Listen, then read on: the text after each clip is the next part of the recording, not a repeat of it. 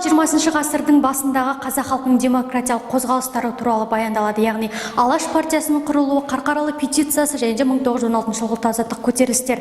Алдымыздағы тұрған суретте біз жаңа 5-ші жылда айтып кеткен қоянды жәрмеңкесін көруге болады. Дәл осындай бейнеде қоянды жәрмеңкесі өткізілген болатын. Дәл осы қоянды жәрмеңкесінде 1905 жылы қазақ халқының атынан 2-ші Николайға Қарқаралы петиция жазылады. Алдарыңызда петицияның авторлары Жақып Ақбаев, Әлихан Бөкейханов және Ахмет Байтұрсынұлы. Дәл осы Қарқаралы петициясын біздің залымыздан да көрсеңіздер. Бұл петицияда сол кездегі қазақ халқының басындағы қиын мәселелері туралы жазылған.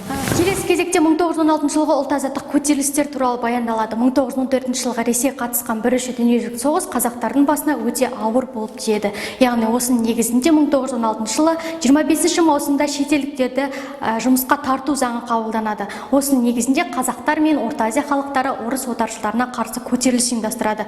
Сондай көтерілістердің бірі Торғай өңірінде болады. Бұл көтеріліс ең ұзаққа созылған, ең бұқаралық көтерілістердің бірі болып табылады. Ол көтерілісті Амангелді Иманов басқарып, көтеріліске ықпал еткендердің бірі Әліби Жангелдин. Көтерілісшілер сол кезде почта қоймаларын өртеп, теміржол табандарын қиратып, өздерге шабуыл жасап, өз болыс басшыларын өлтіреді. Оны алдымыздағы жазылған жаңағы музей экспозициясынан көруге болады.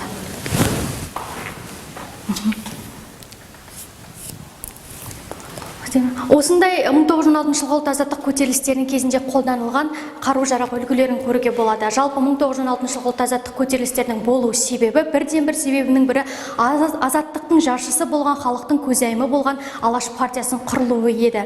Алаш партиясының құруды қазақ зиялылары бірінші орыс революциясынан бастап кеткен. Алаш партиясы 1917 жылы Орынборда болған бірінші жалпы қазақ съезінде құрылып, оның басына Әлихан Бөкейханұлы, Ахмет Байтұрсынұлы, Міржақып Дулатұлы келген болатын. Жан-жақтарыңыздағы тұрған суреттерде орналасқан адамдардың барлығы өз бастарын қатерге тігіп, қазақ халқының атына сөйленген жанашырлары болатын. Сол кездегі Ресейдің жоғарғы оқу орындарын бітірген білікті, білімді мамандар.